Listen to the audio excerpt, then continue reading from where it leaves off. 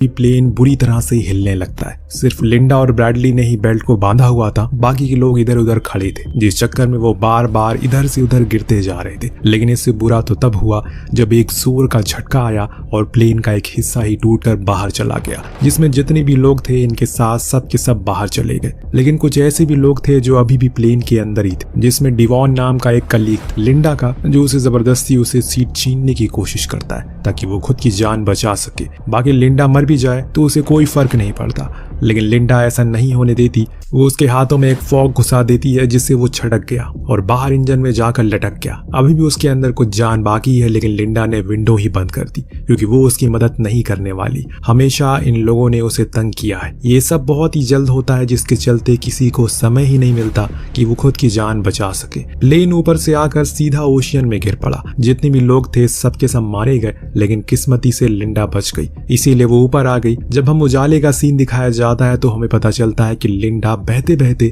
किनारे तक पहुंच गई है। ये दरअसल एक रिमोट आइलैंड है जो समुद्र से एकदम बीचों बीच में है। दूर दूर तक कोई इंसान का नामो निशान तक नहीं है।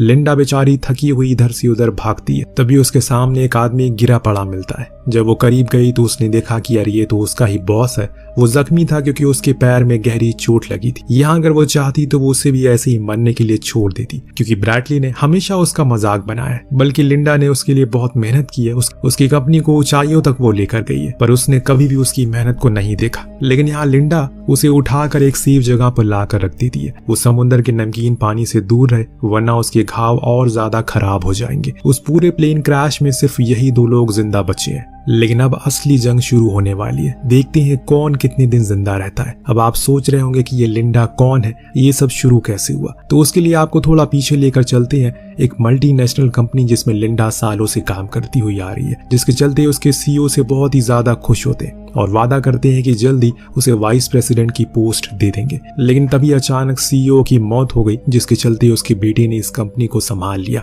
और अभी भी उसे यकीन है कि वो जब आएगा तो उसकी मेहनत को देखकर वो पोस्ट उसे देगा। एक दिन हम देखते हैं कि लिंडा ने प्रेजेंटेशन के लिए एक फाइल तैयार की, जो औरों को करने में कई दिन लग जाते हैं। उसने ये काम कुछ ही घंटों में कर दिया, जिससे D1 बहुत ज्यादा प्रभावित होता है। उसने कहा कि वो अंदर जाकर सभी को यही बताएगा कि ये फाइल लिंडा ने बनाई है। लेकिन दोस्तों, जब वो अंदर गया तो लिंडा ने देखा कि उसने उस फाइल पर उसका नाम हटा दिया और सभी को ये बताया ये प्रेजेंटेशन उसकी है। ये देखने के बाद लिंडा बेचारी टूट जाती है, लेकिन उससे बुरा नहीं लगता क्योंकि उसके साथ ये कोई पहली बार नहीं हुआ है। वो पहले भी कई बार ऐसा कुछ देख चुकी है। वो अकेले ही अपने अपार्टमेंट में रहती है, कोई भी उसके आगे पीछे नहीं। लेकिन अब उसे आदत पड़ चुकी है और जब उसने वाइस प्रेसिडेंट की पोस्ट वाली बात सुनी तब से ही वो बहुत ज्यादा खुश थी। खैर वो दिन आ गया जब ब्रैडली ने कंपनी को अपने हाथों में लिया। सब उसके सामने खड़े थे कि इतने में लिंडा आई और अपना इंट्रोडक्शन दिया। ब्रैडली को उसके खाने का अंदाज बहुत ही अजीब लगा, इसीलिए उसे साइड करके अंदर केबिन में वो चला गया। अब जनरल सेक्रेटरी से उसे बताया कि उसके फादर ने लिंडा को वाइस प्रेसिडेंट की पोस्ट के लिए वादा किया था, लेकिन ब्रैडली का कहना था उसने वो पोस्ट D1 को दे दी है, जो उसके कॉलेज टाइम का दोस्त है। ये बात सेक्रेटरी को पसंद नहीं आती क्योंकि उसे पता है कि लिंडा कितनी मेहनती है। उसके ही प्रेजेंटेशन से उन्हें जापान की वो बड़ी डील मिली थी। वहीं दूसरे साइड D1 ने कुछ भी ऐसा नहीं किया जिससे वो उसे पोस्ट मिल सके। ब्रैडली का कहना था कि वो लिंडा से पर्दे के पीछे काम करवाएगा, जिससे कि वो D1 को सीखने को मिलेगा और जब वो उसे सब कुछ सीख जाएगा तब वो लिंडा को किसी दूसरी ब्रांच में शिफ्ट कर देगा। उसकी बात सेक्रेटरी को पसंद नहीं आती, पर वो कुछ कहती नहीं है। बाहर बैठी लिंडा को अपनी एक साथी से पता चलता है कि D1 अब कंपनी का नया वाइस प्रेसिडेंट बन चुका है। ये सुनकर उसके सारे सपने टूट जाते हैं। इस बार लिंडा चुप नहीं बैठने वाली थी। वो गुस्से के मारे अंदर केबिन में गई और अपने हक की बात करने लगी। आखिर वो उसे पोस्ट क्यों नहीं दी गई जबकि उसे वादा किया गया था। तो ब्रैडली ने कहा कि वाइस प्रेसिडेंट की पोस्ट के लिए वो अभी कॉन्फिडेंट नहीं है। उसे ऐसा इंसान चाहिए था जिसके अंदर क्लास हो, जो लोगों के सामने बातें कर सके। वो सिर्फ मेहनती है लेकिन कॉन्फिडेंट और क्लासिक नहीं है। अभी भी उसके पास एक मौका है, वो उसके साथ बैंकॉक चले और वहाँ जो डील होने वाली है उसे हासिल कर ले तो वो उसे पोस्ट दे देगा। इतने में वहाँ पर ब्रैडली की फियांसे आती है, जिसके कॉन्फिडेंस को देखकर लिंडा भी हैरान थी। तब उसे समझ में आया कि काम सिर्फ मेहनत से नहीं होता आज के समय में। अब 2 दिन बाद D1 ब्रैडली, लिंडा और बाकी लोग प्राइवेट प्लेन से बैंकॉक के लिए निकल पड़ते हैं। पूरे सफर में वो उसकी पुरानी वीडियोस का मजाक बनाते हैं और उसके बाद क्या होता है ये आप देख ही चुके हैं। तो कुछ इस तरह से लिंडा की बैक स्टोरी थी। फिलहाल बातें हैं आज के समय में, जहाँ इस सुनसान टापू पर सिर्फ ब्रैडली के साथ लिंडा है और यहाँ वो क्लास के साथ जिंदा नहीं रहेगा, बल्कि उसे सर्वाइवल स्किल दिखानी होगी जिसका कि वो मजाक बनाता था। लिंडा को अच्छी खासी सर्वाइवल स्किल आती है, इसीलिए उसने अपने सबसे पहले चीज वही करी जो ऐसे हालातों में सबसे ज्यादा जरूरी होता है, वो थी शेल्टर बनाना। उसने एक लकड़ी को नुकीला करके उसे चाकू बना दिया, फिर उसकी ही मदद से कुछ लकड़ियों को काटा, एक शेल्टर बना दिया जिसके अंदर उसने ब्रैडली को लिटा दिया। फिर उसने कुछ नारियल को इकट्ठा करके बाहर रख दिया ताकि रात होने पर बारिश के पानी को इकट्ठा कर सके। उस रात सच में बारिश हो जाती है, लेकिन लिंडा ब्रैडली का काफी ख्याल रखती है। 2 दिन बाद जब उसे होश आया तो उसने सबसे पहले उसे वही जमा हुआ पानी पिलाया, लेकिन जब उसे पता चला कि उसके बाकी के साथी मारे गए तो उसे बहुत बुरा लगता है। लेकिन लिंडा ने उसकी जान बचाई, इसके लिए वो उसका शुक्रिया करता है। धीरे धीरे यहाँ लिंडा अपनी चीजों को बनाना शुरू करती है। उसने आग भी जला ली और फिर मछलियों को भी पकड़ लिया, जिसके बाद में उसी आग से पकाकर खा लिया। ब्रैडली को भी खाने को दिया,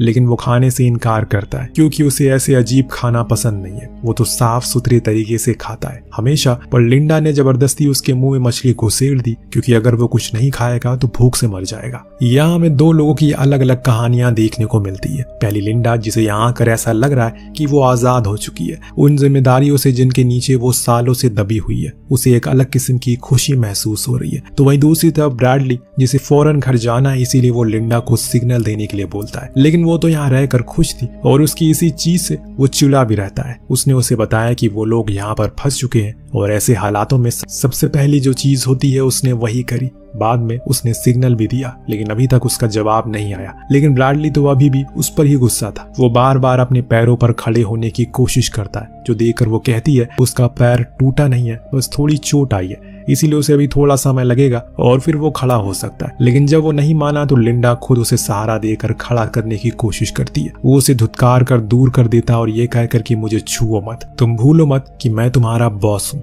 अब ये बात उसके दिल पर लग जाती है, इसीलिए वो उसे वहीं अकेला छोड़कर चली गई। इससे भी लगा कि शायद वो कुछ समय में आ जाएगी, लेकिन वो नहीं लौटी। उसी किनारे पर ब्रैडली अकेले पड़ा रहा। धूप, तूफान, बारिश, फिर प्यास और भूख, हर चीज से वो लड़ता रहा, लेकिन लिंडा नहीं लौटी। एक ऐसा भी समय आ गया जब वो बेहोश होने लगा, पर तब तक वो लौट आई। उसने उसे पीने को पानी दिया और कहा कि ये उसका ऑफिस नहीं है, यहाँ वो उसकी कलीग नहीं है, सिर्फ लिंडा है, इसीलिए वो उसे तमीज से बात करे। ब्रैडली माफी मांगता है, फिर उसे अच्छे से बात भी करता है। उसने उसे बताया कि जब मैं जंगल में गई तो मुझे एक जंगली सुअर के पैरों के निशान मिले, तो अगर मैं उसका शिकार कर लूं हमारे पास 1 हफ्ते के लिए खाने का इंतजाम हो जाएगा, जिस दौरान हम ध्यान लगा सकते हैं। पर ऐसा नहीं लगता कि वो शिकार कर पाएगी, पर लिंडा को खुद पर पूरा भरोसा है। अब वो उन्हीं पैरों के निशान का पीछा करते हुए धीरे धीरे करके आगे बढ़ती है। तभी उस सुअर ने उस पर हमला कर दिया। पहले तो लिंडा गिर पड़ी, लेकिन बाद में उसने बड़ी बेरहमी से उसे मार डाला। उसके खून की छींटें उसके पूरे शरीर पर आ गई। उसने उस सुअर के सिर को ब्रैडली के आके फेंक कर कहा,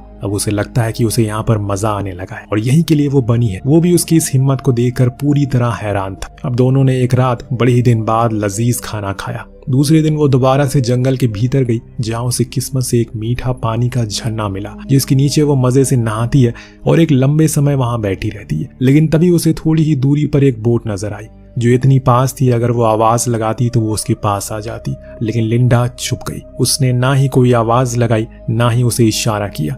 इसके पीछे की क्या वजह है उसे भी नहीं पता। क्या यहाँ पर उसे मजा आ रहा है? एक समय पर कहीं सजा ना बन जाए, जरूर कुछ और सोचना होगा उसे। अब वो पानी को लेकर वापस आई और ब्रैडली को उस बोट के बारे में कुछ भी नहीं बताया। बस इतना कहा कि उसे एक मीठे पानी का स्रोत मिल चुका है जो उनके काफी काम आएगा। पर ब्रैडली को अब गुस्सा आने लगा है क्योंकि उन्हें यहाँ पर 2 हफ्तों से ज्यादा का समय हो चुका है और अभी तक भला उसे ढूंढने के लिए कोई क्यों नहीं आया। उसने उसे एक छोटी सी राव बनाने को कहा, लेकिन लिंडा ने ये कह दिया कि तुम समुंदर को एक छोटी सी राव से पार नहीं कर सकते, ये मुमकिन नहीं है। तब जाकर वो उसे साफ साफ कह देता है कि मैं एक बिलियनर हूँ और मुझे लोगों के चेहरे पढ़ना आता है। मैं जानता हूँ कि तुम यहाँ से जानबूझकर नहीं जाना चाहती हो, मुझे भी यहीं फंसा कर रखना चाहती हो क्योंकि तुम्हें ऐसा लगता है कि कोई तुम्हारे पास होगा तो तुम्हारी काबिलियत को देखकर उसकी तारीफ करेगा। पर मैं यहाँ रुकने वाला नहीं हूँ, इसीलिए मैं अब बोर्ड बनाने के लिए जा रहा हूँ। लिंडा उसकी बातों को सुनकर हंसती रहती है क्योंकि उसे पता है कि वो कुछ भी नहीं कर पाएगा, लेकिन फिर भी वो उसे जाने देती है। और अब ब्रैडली पूरी कोशिश करता है कि वो किसी तरह करके एक शेल्टर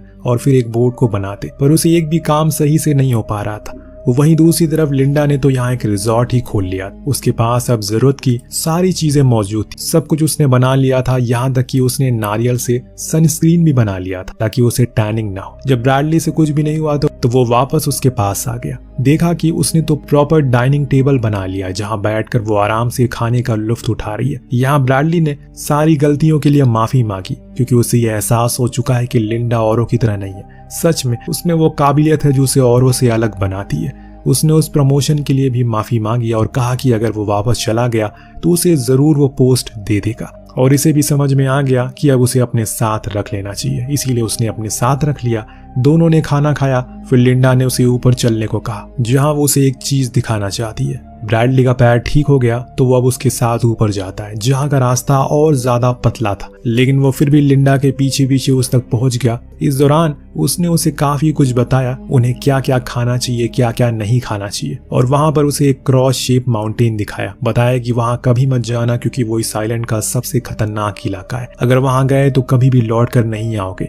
वापस आते समय लिंडा का पैर स्लिप हो जाता है, पर सही समय पर वो उसकी जान बचा लेता है, जिससे ये साबित हो गया दोनों में भरोसा पैदा हो चुका। शाम में लिंडा ने उसके लिए केले को रोस्ट करके एक खास किस्म की मिठाई बनाई जो बहुत ही ज्यादा उसे पसंद आई। दोनों ने उस रात काफी कुछ बातें की जिसमें लिंडा ने उसे अपने अतीत के बारे में कुछ ऐसी बातें बताई जो आज तक उसने कभी किसी से शेयर नहीं की। दरअसल लिंडा हमेशा से ऐसे अकेली नहीं थी, उसके पास भी एक परिवार था। उसका पति बहुत ज्यादा ड्रिंक करता था और एक दिन उसे ड्रिंक करके कार को पेड़ में ठोक दिया जिसमें उसकी बेटी और वो दोनों मारे गए। तब से वो अकेली पड़ गई, लेकिन जब से वो यहाँ पर आई है तब से उसे बहुत ज्यादा सुकून मिल रहा है। वो उसे कहती है कि हमें यही रहना चाहिए क्योंकि यहाँ हमारे पास सब कुछ है, पर वो कुछ नहीं बोलता। उसी रात एक तेज तूफान आता है, हवाएं इतनी ज्यादा तेज थी इनका बनाया हुआ सब कुछ उड़ जाता है। इसीलिए अब ब्रैडली लिंडा को लेकर गुफा में आता है जहाँ ये दोनों सुरक्षित थे, लेकिन इनके सारे कपड़े भीग चुके हैं। अब इन्हें ठंड भी लग रही है, इसीलिए ब्रैडली कहता है कि हमें करीब आ जाना चाहिए वरना हम ठंड से मारे जाएंगे। सुबह जब लिंडा उठी तो वहां पर ब्रैडली नहीं था क्योंकि वो उसके लिए मछलियां पकड़ने गया था। जब उसने लिंडा को देखा तो कहा कि हम इस बारी एक ऊंची जगह पर शेल्टर बनाना चाहिए जिसमें मैं तुम्हारी मदद करूंगा। लिंडा हंसने लगी, फिर दोनों ने एक ऊंची जगह पर घर बना लिया। इस दौरान उसने कहा कि उसका पैर ठीक हो चुका है, इसीलिए वो अकेले थोड़ा इस आइलैंड को एक्सप्लोर करना चाहता है। जिस पर लिंडा ने उसे याद दिलाया कि तुम उस जगह पर कभी मत जाना जिस जगह के बारे में मैंने तुम्हें बताया। इसीलिए अब दोनों साथ में वॉक पर जाते हैं। ब्रैडली उसे बताता है कि वो आज उसके लिए डिनर बनाना चाहता है, जो जानकर वो बहुत, क्योंकि अब वो भी उसकी तरह यहाँ रहने लगा है। शाम हुई, लिंडा ने खाना खाया, पर खाते ही वो बेहोश होने लगी क्योंकि ये सिर्फ ब्रैडली की एक चाल थी। उसने खाने में बेहोशी वाले बेरीज मिला दिए थे ताकि वो उस राफ्ट को लेकर यहाँ से भाग सके जो उसने छुप छुप कर बनाई थी। लेकिन दोस्तों, लिंडा का कहना सही था, वो कभी भी समुंदर को उस छोटी सी राफ्ट से पार नहीं कर पाएगा। उन विशाल लहरों ने उसे वापस से किनारे पर ढकेल दिया। सुबह जब लिंडा को होश आया तो ब्रैडली को लेकर किनारे पर आया और उसे जबरदस्ती एक ऐसा ऑक्टोपस का मीट खिला दिया जिसे खाने के बाद शरीर कुछ समय तक पैरालाइज हो जाता है। हालांकि वो जिंदा तो रहता है, हिल डुल नहीं सकता। वो उसके प्राइवेट पार्ट को काटने के लिए उसके कपड़ों को उतारती है क्योंकि उसने उसे धोखा जो दिया था। ब्रैडली सिर्फ ये सब होते हुए देखने के बजाय कुछ कर नहीं पाता। लेकिन दोस्तों, लिंडा ने ये सब सिर्फ उसे डराने के लिए किया था ताकि वो ऐसी हरकत दोबारा ना करे। उस दिन के बाद से वो दूर दूर ही रहने लग गए,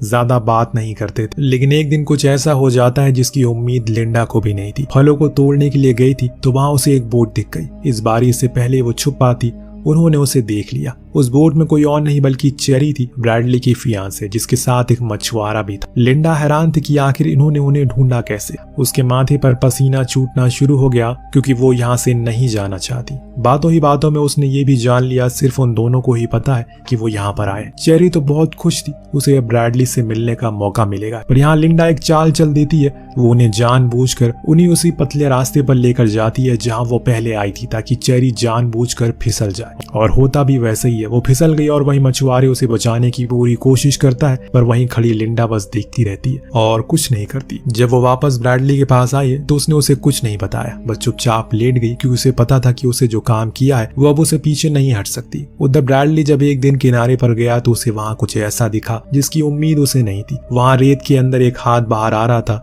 जिसकी उंगली पे वही रिंग थी जो उसे चेरी को दी थी। मतलब ये हाथ चेरी का है जिसे लिंडा ने मार दिया। ये देखकर वो पूरी कहानी समझ गया कि आखिर क्यों यहाँ पर लिंडा हमेशा के लिए रहना चाहती है, क्योंकि उसे दूसरों पर कंट्रोल करना पसंद है। वो चाहती है कि वो यहाँ की रानी बनकर रहे। लेकिन अब ब्रैडली ऐसा होने नहीं देगा। उन दोनों में भयंकर लड़ाई होती है जिसमें ब्रैडली तो उसकी आंखें निकालने वाला था, लेकिन सही समय पर लिंडा ने अपने चाकू से उसके पीठ पर वार किया। तब ब्रैडली वहां से भागकर उस साउथ वाले एरिया में आ गया जहां उसे कुछ ऐसा दिखा जो देखकर वो दंग रह गया। दरअसल वहां एक आलीशान विला था, इस वजह से लिंडा उसे यहाँ आने से मना कर रही थी क्योंकि यहाँ आकर वो मदद मांग सकता है और ऐसा वो होने नहीं देना चाहती। वो फौरन अंदर भागते हुए गया, लेकिन लिंडा तो पहले से वहां मौजूद थी। उसने सारे चाकुओं को हटा दिया क्योंकि उसे पता था एक न एक दिन वो जरूर आएगा। दरअसल ये घर उन्हीं बोट वालों का था जो यहाँ आए दिन आते रहते हैं, पर लिंडा ने उन्हें भी मार कर खत्म कर दिया और फिर इस पूरे विला पर खुद का कंट्रोल जमा लिया। यहीं से वो खाने पीने के सारे सामान लेकर आती थी और ब्रैडली को ऐसा दिखाने की कोशिश करती थी जैसे उसने खुद ये सब ढूंढा है। इतना सब कुछ बताने के बाद वो उसके सामने बंदूक लेकर आ गई, जो देख ब्रैडली डर गया कि कहीं वो उसे मार ना दे।